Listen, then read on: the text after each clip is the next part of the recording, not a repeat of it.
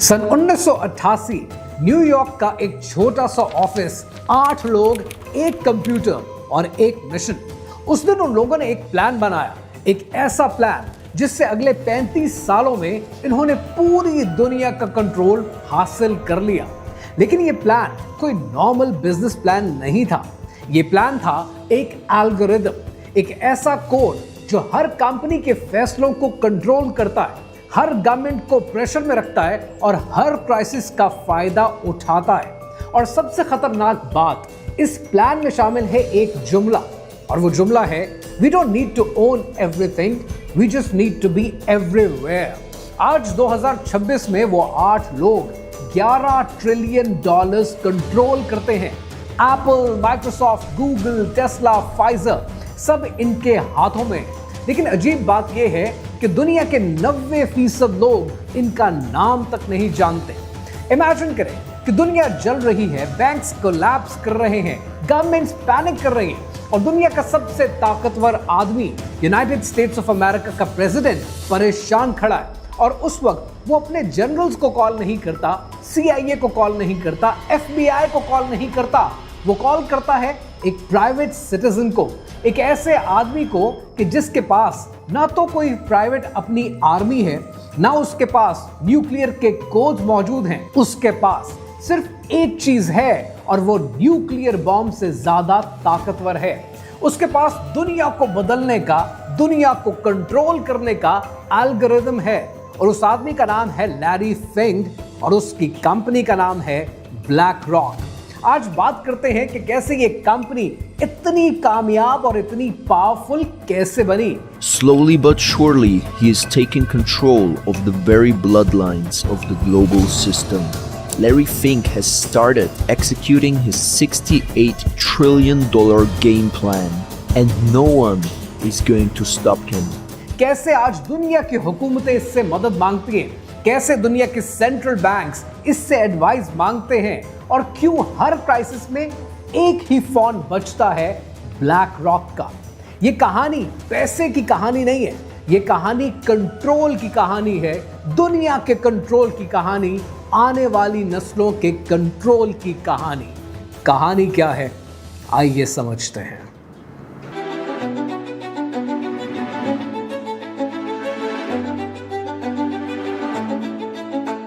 ये कहानी शुरू होती है सन 1986 में।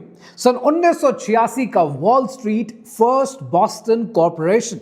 लैरी फिंग एक हॉट शॉट बॉन्ड ट्रेडर, 35 साल की उम्र, इंतहाई टैलेंटेड, अग्रेसिव, फियरलेस। उसने अपनी कंपनी के लिए बिलियंस कमाए थे और दुनिया कहती थी कि ये लड़का लेजेंड है। लेकिन फिर एक गलती, सन 1987 में ब्लैक मंडे आया, स्टॉक मार्केट क्रैश कर गई और लैरी फिंक की एक गलती से, एक रॉन्ग बेट से कंपनी को $100 मिलियन का नुकसान हुआ। एक दिन में सब खत्म। The bears and the bulls were out on Wall Street this week with some of the sharpest drops and gains in stock market history. So what did it all mean? Now there's a question that the experts and analysts will be pondering for a time. Larry Fink को fire कर दिया गया, public humiliation अलग से हुई और career खत्म हो गया। लैरी फिंक की रेपुटेशन डिस्ट्रॉयड। नॉर्मल आदमी होता तो शायद हार मान लेता, लेकिन लैरी फिंक ने सोचा कि अगर मैं हार गया तो सिस्टम ही बदल दूंगा। और यहां से शुरू होता है revenge plan. We should have been fired a year ago and a quarter ago before the loss. We were making so much money and we had no idea why we were making so much money. कुछ महीने के बाद Larry Fink को एक phone call आती है और ये फोन कॉल करने वाले शख्स का नाम है स्टीव श्वार्ज़मैन। स्टीव श्वार्ज़मैन ब्लैकस्टोन कंपनी का मालिक है। सन 1985 में स्टीव श्वार्ज़मैन ने ब्लैक रॉक ग्रुप बनाया था और ये एक प्राइवेट इक्विटी फर्म थी। वो शायद लैरी फिंक की काबिलियत से वाकिफ भी था, उससे मुतासिर भी था और उसने लैरी को एक ऑफर की कि मेरे साथ मिलकर काम करो। 1988 में डील फाइनल हो गई और कंपनी का नाम रखा गया ब्लैकस्टोन फाइनेंशियल मैनेजमेंट। शुरुआत में तो सब कुछ अच्छा था, लेकिन फिर मसले पैदा हुए क्योंकि लैरी को चाहिए था मुकम्मल कंट्रोल। जबकि स्टीव जहां जहां जाता था वही कहता था कि ये ब्लैकस्टोन का डिवीजन है, तो फैसले सिर्फ लैरी के नहीं होंगे, फैसले कंपनी के होंगे। और यूं 1992 में लैरी ने फैसला किया कि मैं अपनी इंडिपेंडेंट कंपनी बनाऊंगा। और जब स्टीव को इस बात का पता चला तो उसने कहा ठीक है, बिल्कुल बनाओ, लेकिन कंपनी का नाम बदलना पड़ेगा। और यूं सन 1992 में ब्लैक रॉक का आगाज हुआ। फिर यहां से शुरू होती है दुनिया की सबसे खतरनाक जर्नी। लैरी फिंग ने अपनी गलती से एक सबक सीखा। वो हार इसलिए गया था क्योंकि उसने अपनी गट फीलिंग पर बेट लगा दी। तो उसने ये फैसला किया कि अब कभी अपनी फीलिंग पर काम नहीं करूंगा, जब भी बेट करूंगा डेटा पर चलूंगा। 1989 में लैरी फिंग ने हायर किए मैथमेटिकल जीनियसेस, कंप्यूटर साइंटिस्ट और फिजिसिस्ट और उनसे कहा कि एक ऐसा सिस्टम बनाओ जो फ्यूचर देख सके। और 3 साल के बाद सन 1992 में अलादीन बनकर तैयार His हुआ। open secret to success is a massive computerized system called Aladdin. Assets, liabilities, debts and derivative investment network। लेकिन ये कोई नॉर्मल सॉफ्टवेयर नहीं था, ये था दुनिया का पहला AI सिस्टम जो 5000 से ज्यादा वेरिएबल्स को ट्रैक करता था, रियल टाइम कैलकुलेशंस करता था, क्राइसिस प्रिडिक्ट करता था और मार्केट मूवमेंट्स को मैनिपुलेट करता था। मैनिपुलेट, एग्जैक्टली आपने बिल्कुल ठीक सुना है, मैनिपुलेट, क्योंकि जब डेटा का कंट्रोल आपके हाथ में आता है तो नैरेटिव आपके हाथ में आता है। जब आप नैरेटिव को कंट्रोल करते हैं तब आप रियलिटी को कंट्रोल करते हैं। सन 1994 में इनका पहला बड़ा इम्तिहान आया। मैक्सिको की इकोनॉमी क्रैश होने वाली थी, सबको पता था, लेकिन एग्जैक्टली कब ये कोई नहीं जानता था। अलादीन ने प्रेडिक्ट किया कि अगले 2 हफ्ते में क्रैश होगा। लैरी फिंग ने शॉर्ट पोजीशंस ले ली। एग्जैक्टली 13 दिन के बाद मैक्सिको क्रैश करता है और ब्लैक रॉक ने $500 मिलियन कमाए। और दुनिया ने देखा कि ये लोग डेंजरस हैं, लेकिन असली डेंजरस चीज तो अभी बाकी थी। सन 2008 का साल आता है और इस साल सितंबर का महीना आता है। लेमन ब्रदर्स कोलैप्स कर चुका है, बियर स्टर्न्स खत्म हो चुका है, AIG गिरने के ब्रिंक पर खड़ा है, पूरी ग्लोबल इकोनॉमी पैनिक में है, बैंक्स गिर रहे हैं, मार्केट फ्री फॉल में हैं और गवर्नमेंट के पास ऑप्शंस खत्म होने वाली हैं। उस वक्त US treasury secretary Henry Paulson रात भर मीटिंग्स में बैठे रहते हैं और एक ही सवाल है उनके दिमाग पे कि सिस्टम को कैसे बचाया जाए। We are watching this market deteriorate. The stock market is now down 21%. और फिर एक फोन कॉल होती है लैरी फिंग को। गवर्नमेंट ने कहा कि हमें आपकी मदद चाहिए। लैरी फिंग ने सिस्टम को बचाने पर रजामंदी तो जाहिर कर दी, लेकिन एक बात क्लियर कर दी कि ये काम ब्लैक रॉक करेगा अपने फ्रेमवर्क के तहत। गवर्नमेंट के पास ज्यादा ऑप्शंस नहीं हैं। और यहां पर एक अहम मोड़ आता है। ब्लैक रॉक को एक्सेस मिलता है फेडरल रिजर्व के फाइनेंशियल डेटा का, टॉक्सिक एसेट्स को मैनेज करने के कंट्रोल का और उसके कॉन्ट्रैक्ट्स का और गवर्नमेंट बैक्ड मैंडेट्स का, बिना किसी ऑपरेशनल कैप के। यहां से ब्लैक रॉक सिर्फ एक इन्वेस्टमेंट फर्म नहीं रहता, यहां से वो सिस्टम के अंदर एक सिस्टम बना देता है और फिर मैजिक शुरू होता है। ब्लैक रॉक ने अलादीन यूज किया, सब टॉक्सिक एसेट्स को एनालाइज किया, फिर सस्ती प्राइस पर खरीद लिया। गवर्नमेंट को बोला ये सब वर्थलेस हैं, हमें पेमेंट की जरूरत है, पेमेंट चाहिए। गवर्नमेंट ने बिलियंस दिए।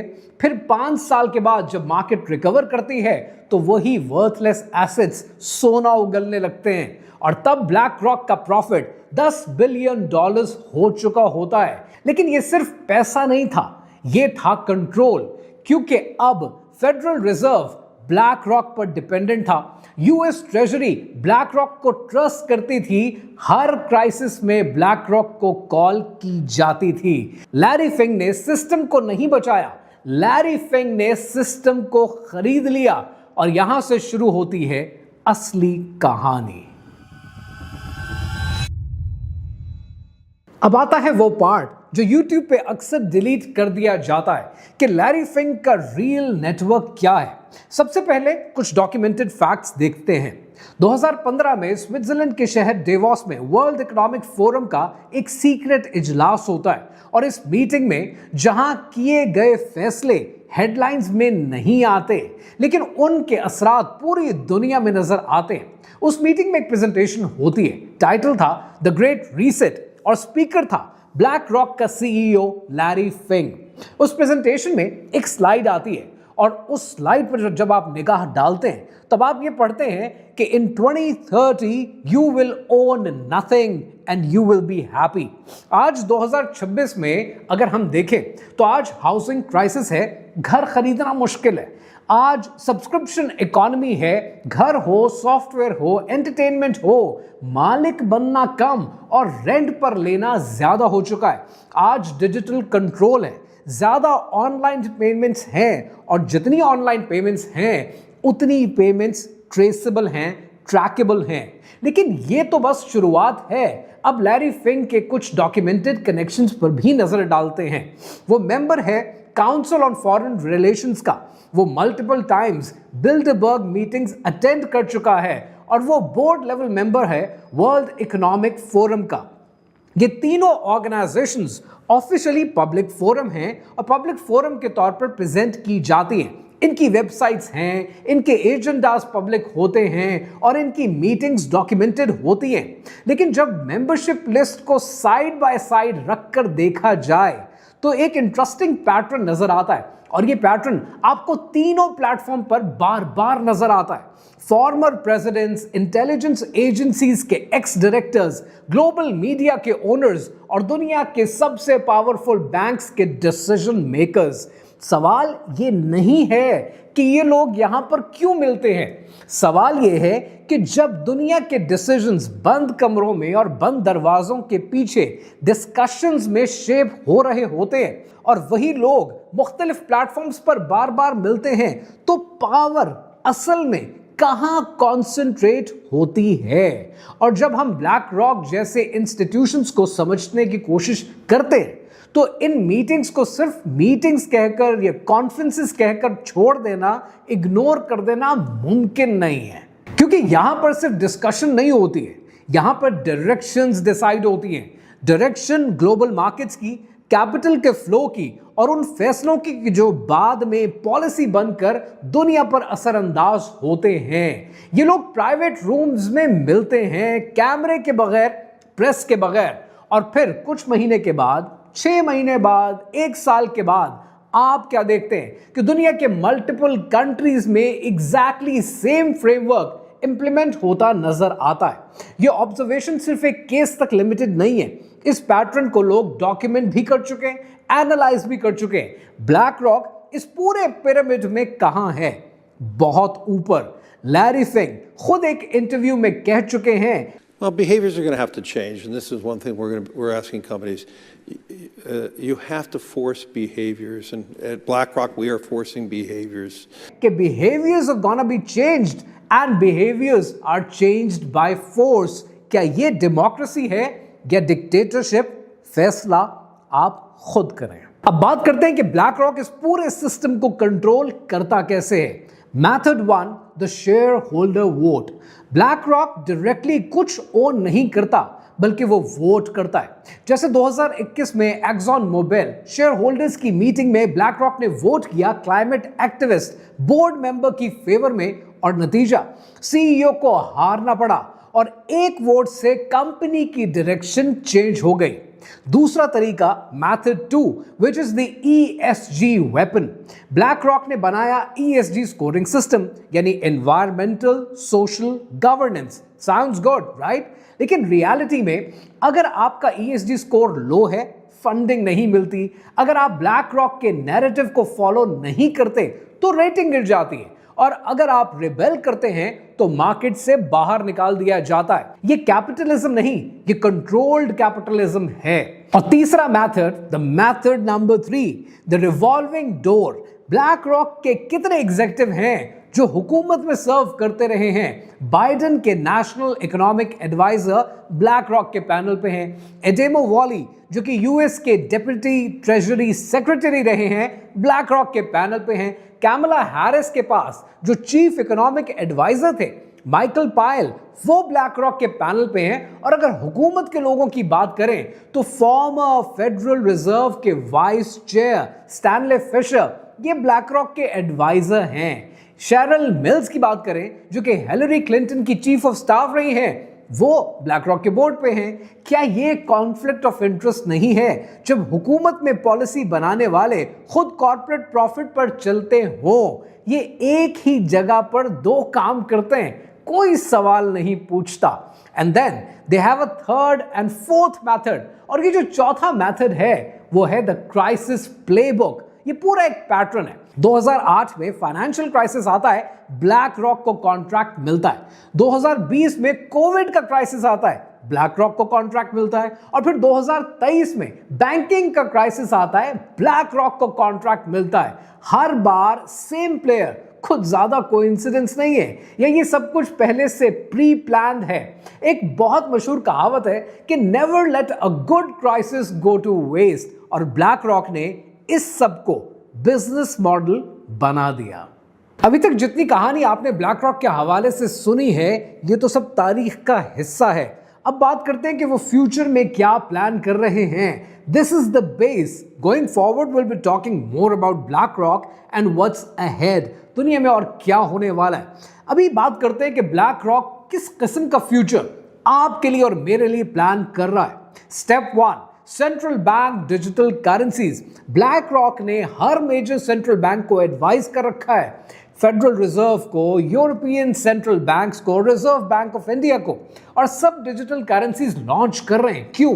क्योंकि कैश में फ्रीडम है, कैश को ट्रेस नहीं किया जा सकता, कैश को कंट्रोल नहीं कर सकते, कैश को फ्रीज नहीं कर सकते। लेकिन डिजिटल करेंसी की हर ट्रांजैक्शन ट्रेसेबल होती है, उसको ट्रैक कर सकते हैं, हर परचेज मॉनिटर कर सकते हैं, और अगर गवर्नमेंट चाहे तो अकाउंट को फ्रीज कर सकती है। और चाइना में ऑलरेडी ये हो रहा है। सोशल क्रेडिट सिस्टम के नाम पर रॉन्ग ओपिनियन पोस्ट करने पर क्रेडिट स्कोर गिर जाएगा, गवर्नमेंट को क्रिटिसाइज किया तो ट्रैवल बैन लग जाएगा, और एंटी नेशनल कंटेंट शेयर किया तो बैंक अकाउंट फ्रीज हो जाएगा। और ब्लैक रॉक चाइना का सबसे बड़ा फॉरेन इन्वेस्टर है, मतलब ये सिस्टम ऑलरेडी चाइना में टेस्ट हो रहा है और बहुत जल्द ग्लोबली रोल आउट होगा। Step 2, the tokenisation of everything. BlackRock का कहना यह है कि गोइंग फॉरवर्ड दुनिया के हर रियल वर्ल्ड एसेट का मतलब है टोकनाइजेशन। आपका घर नहीं है, ये एक डिजिटल टोकन है। आपकी गाड़ी नहीं है, ये एक डिजिटल टोकन है। और आपकी सेविंग्स भी आपकी सेविंग्स नहीं है, ये एक ऐसा डिजिटल टोकन है जिसमें दुनिया इन्वेस्ट कर सकती है।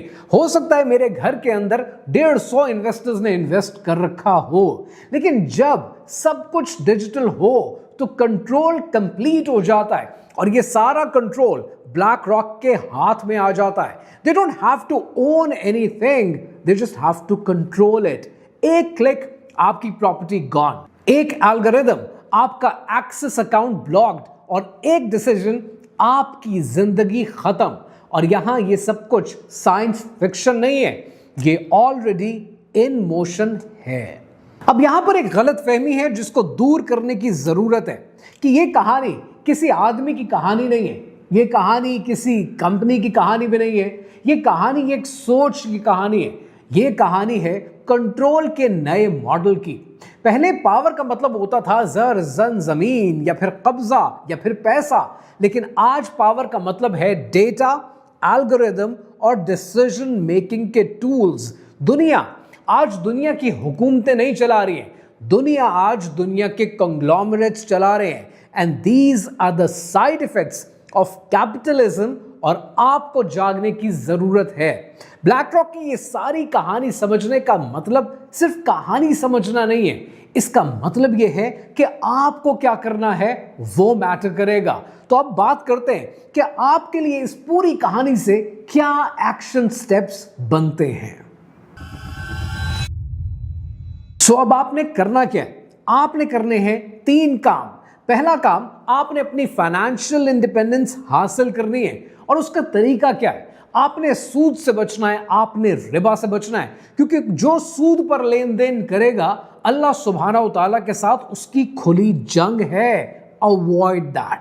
नंबर 2, जो आपने दूसरा बड़ा अहम काम करना है, आपने रियल एसेट्स में इन्वेस्ट करना है, गोल्ड में, सिल्वर में, इमूवेबल प्रॉपर्टी में, क्योंकि with the passage of time आप ये देखेंगे कि fiat currency, paper currency worthless होती चली जाएगी, क्योंकि कैश शायद आज भी पावर है, लेकिन रियल एसेट्स उससे भी बड़ी ताकत है। और तीसरा और सबसे जरूरी काम जो आपने करना है, आपने अपनी स्पिरिचुअल रेजिस्टेंस पैदा करनी है। सदकात दिया करें, सदके को बढ़ाएं, क्योंकि अल्लाह सुब्हानहू तआला सूद को घटाता है और सदके को बढ़ाता है। और जब आप ये करते हैं तो आप वो ताकत हासिल कर लेते हैं जिसको कोई ब्लैक रॉक या कोई कंपनी, कोई ताकत आकर चैलेंज नहीं कर सकती।